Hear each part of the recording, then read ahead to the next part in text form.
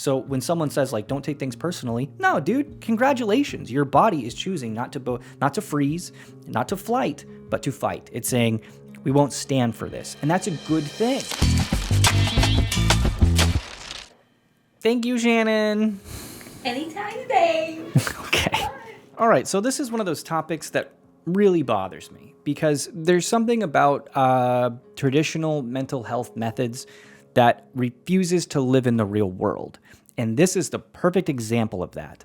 The idea of learning how to not take stuff personally. You shouldn't take stuff personally is what they say. You shouldn't attribute negative intentions to other people and, realize that they're in their own world and you should just forgive them. And all of that is good and dandy. I wish I could do that. However, not only can I not do that, I don't think that's the healthiest thing to do because in the real world, people want to walk all over you. People want to abuse their power over you. They want to manipulate you to achieve their own ends for their own agenda. And taking things personally, like a pro, is one of the things you can do to empower yourself, okay? We're going to get into the details, but yeah, I guess you could say that this is a topic that I take personally. When somebody does something to you and you have that knee-jerk reaction to take it personally, that is something that you should internally examine and keep in check, all right? We can't just be responding to our hip shot reactions to things emotionally. We have to be really internally aware of what's going on with us so that way we can be in charge of our emotions and not the other way around. That's the first tip of this, how to take things personally like a pro. Don't just react, right? Realize that there is something in you. It might be, the thing about the reason why I think a lot of people say don't take things personally is because it's a dark road that leads down self-righteousness where people aren't kind of thinking things through, especially long-term. Just kind of reacting and taking things personal in the moment can be a very bad thing for you long-term. It can make you look very stupid because you blow up and you have a reaction. The person says, I didn't mean it like that at all. And you took it a totally different way. And now you look dumb, right? And if you do that, if you get in the habit of doing that, you can look really self-righteous. You can be a not very fun person to be around. All of these things are bad, right? However, that feeling that you have when you take things personally it's a good thing. That is gas in the tank for you to stand up for yourself and to not want people to take advantage of you or be slighted or disrespected. That's a good thing. That's fuel in the tank to get the car going. It doesn't necessarily mean you got to go from 0 to 60. But this is kind of like, if I could sum this whole video up in just one sentence, is taking things personally like a pro means reacting and not overreacting. All right? Overreacting is immediately doing like the 3 cardinal sins of taking things personally, which is number 1, you attribute an emotion or a motive to the person that slighted you, that you're taking something, that you're taking offense to. You're implying that you understand, like you're mind reading them, like you know why they're doing the things that they're doing. Don't do that. It's unnecessary. When taking things personal in a good way, you don't need to attribute motive to them. You don't need to think that it's coming from a negative place. You don't even really need to understand why they did what they did. Just analyzing the moment and being like, I take offense to this is enough. That's cool. Yeah. The second thing that is like one of the cardinal sins of taking things personally like a moron, right, is reacting immediately. Actually, this is really important. I really want to nail this down because this is like the thing that really makes the difference. We've all been there where you've been in a situation where someone has done something to you and you wish you would have said something. And we can lose sleep over that. It's a very terrible feeling. It's like, in the moment, we're totally tongue-tied. We don't know what to say. We're kind of in shock, flabbergasted, confused, and we have all this emotion inside of us, and we just like choose not to respond, right? Where when we go to bed at night, we're like the most talented of Hollywood screenwriters, and we know exactly what monologue we should have done to just like lambaste this person perfectly and just like, take that moment back for ourselves that we'll never have the opportunity to do again. Shower thoughts. That feeling of not having said anything and then feeling bad about it is better than exploding and saying the wrong thing, okay? The shame and guilt that you will feel for doing the wrong thing in that moment is 100 times worse than just choosing to let it all go away. Most of the time, choosing to absorb the moment, and even if you are feeling like you're taking it personally and taking offense to the thing, choosing not to respond can be a good thing. All right?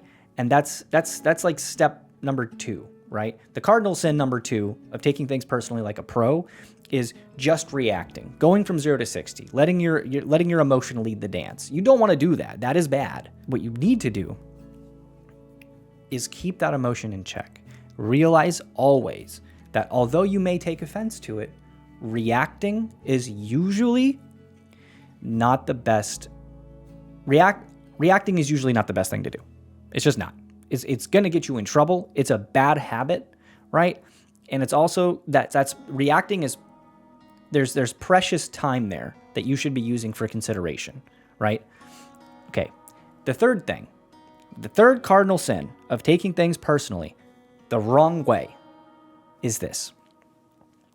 Generally speaking, when we're in a situation where we take things personally, we're zoomed out to the bigger picture, to 30,000 foot view of what's happening, right? I think a great example of this, right, that I do personally, right, is when someone cuts you off in traffic, right? A lot of people are going to say, you shouldn't take that personally.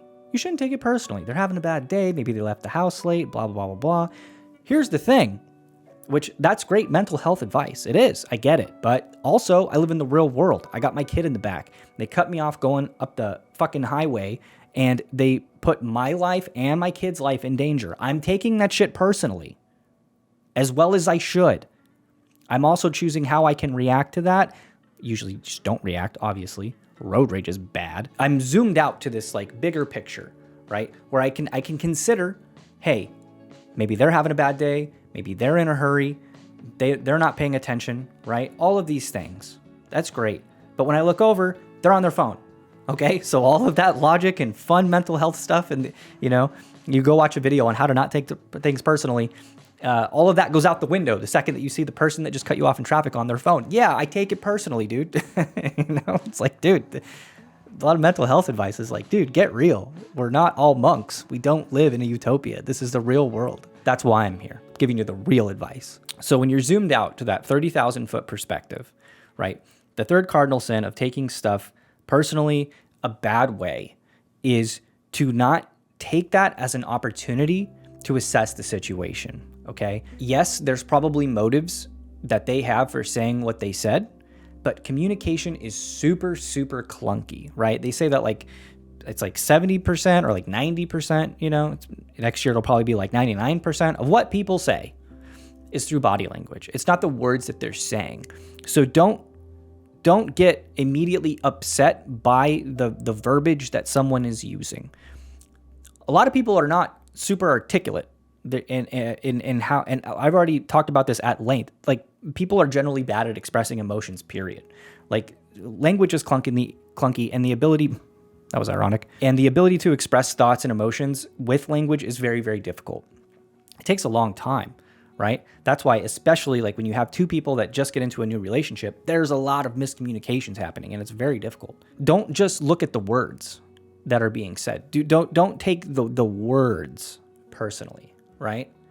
If you can, the best thing to do is to take offense from the situation, right? Not any specific small action within the situation, but the situation itself. That 30,000 foot view will tell you if getting offended is perhaps the right thing to do or not the right thing to do. Very rarely are the words that someone says to us, the small little sliver of words that they're giving to us to try to express their overall thoughts and emotions is not the thing that we should be offended at, right? We should be offended by the situation. The situation should offend us. So remember to look at the situation, all right? So those are the 3 cardinal rules, right, and sins of how to take things personally like a pro, all All right, so let's talk about this. In today's society, the ability to take things personally is, like a pro, is important. It's very important. It's important in business, it's important in relationships, and it's important for your self-esteem. You don't want to be this person that lets everything slide off your shoulders and roll off your back and you're cool and you're zen. That's great. Some people are like that. And I have a friend, his name's Ryan, right? Nobody calls him Ryan. We all call him Shaman because the dude is actually like a shaman. He doesn't have an angry bone in his body. He doesn't take offense to anything. He's just the chillest guy you'd ever meet. He's a total sweetheart, and that's awesome. There's like one Ryan out of like every million people. Most people are not a shaman. They're not a monk. They don't have the Zen-like control of their emotions, okay? And the problem is this. The ability to take things personal, like a pro, is to say, I feel like what's happening in this situation, there's like the walls are closing in on me and I need to react. That is like a modern day fight or flight response. All right. And you are choosing to fight. Your body is literally telling you this is a fight. So when someone says like, don't take things personally, no, dude, congratulations. Your body is choosing not to freeze, not to flight, but to fight. It's saying we won't stand for this. And that's a good thing. That's a good thing. That's, if you look at the top qualities of leaders, it's like, you got to have decisiveness. You have to be conscientious. You have to have all these skills. Someone who can take things personally, like a pro, right?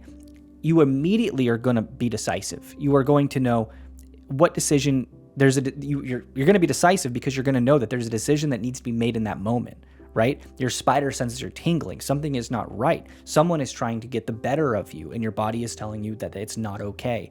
Or someone is trying to do something that goes against your principles or your virtues or, the contract that I talk about, right? Your personal contract of kind of where you stand, what you're willing to let go and what you're not willing to let go. Your body is telling you something's wrong. The idea of just ignoring that is probably not good for your mental health. Now, the idea of harnessing that response and that energy and being in control of it and using it as a tool for self-esteem and confidence in that moment to not let yourself get taken advantage of, that's great. That's really, really powerful. That's something that we all need to do. I cannot tell you how many times I have been in negotiations, right? For a project or a client or something like that. Negotiations for not only just like money, how much I'm gonna get paid, but the scope of the work, right? And they have a vested interest in having me do the most amount of work for the least amount of money possible. I have a vested interest for doing the least amount of work for the most amount of money possible. So there's already, negotiations are like the perfect framework for like confrontation and taking offense to stuff, right? And at the end of the day, everyone's heard that saying, it's just business, right? But you have to use that energy of like, no, I'm not going to do it for that, or I'm not going to do that, or no, I'm not doing that. You have to harness that thing that takes offense inside of you to be able to stand your ground in those situations, right? When someone stands you up, they stand you up and they might have a really good excuse. That's a good situation to both take offense, but be in control of it. And when you make plans for the second time around, in your mind, keep that mental tally and say, if they back out this time, I'm done, right? I'm going to write them off, right? If you don't just like let the first time roll off your shoulders and try to be like a monk and say like, well, they had stuff going on. I totally get it. Cool. That's fine one time, but shame me twice, shame on me. Fool me twice, shame on me, right? So that's kind of the road we all need to be going down when it comes to taking offense with things.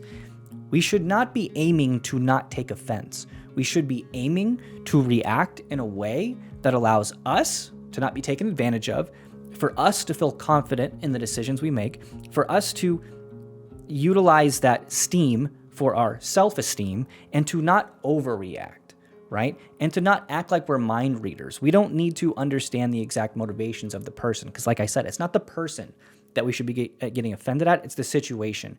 And when you approach it like that, when you reverse engineer it and you're actually announcing to the person that you're talking to that the situation offends you, now you're getting to the heart of the problem, the heart of the argument.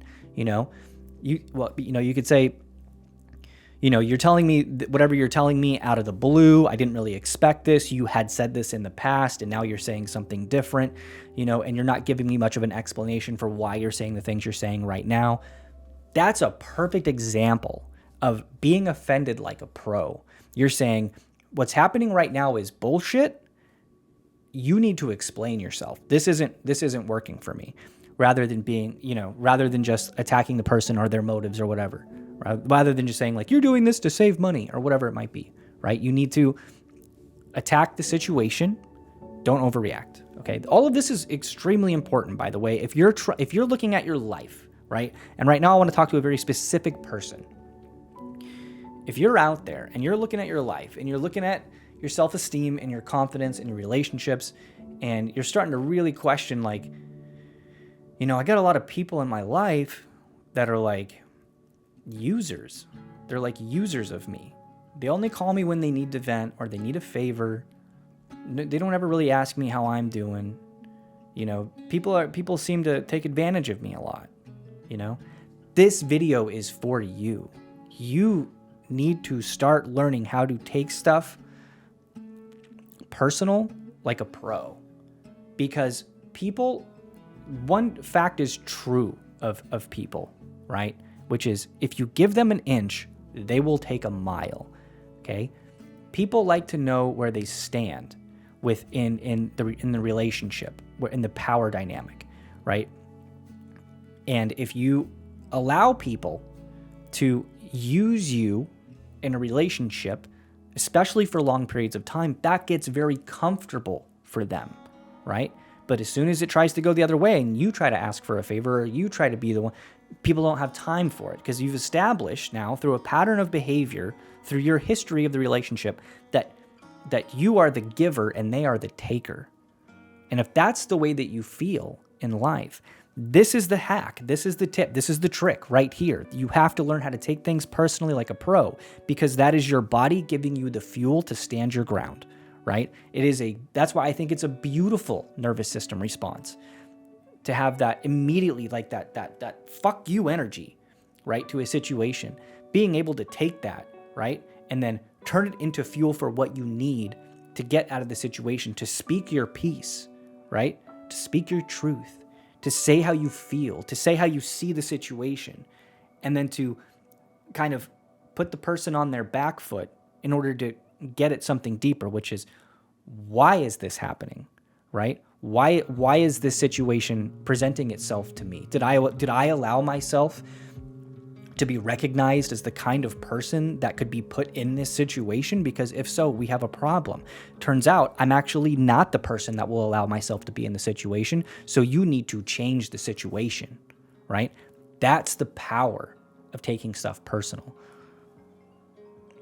Phone's going off. Who's calling me? A friend. Here's the thing.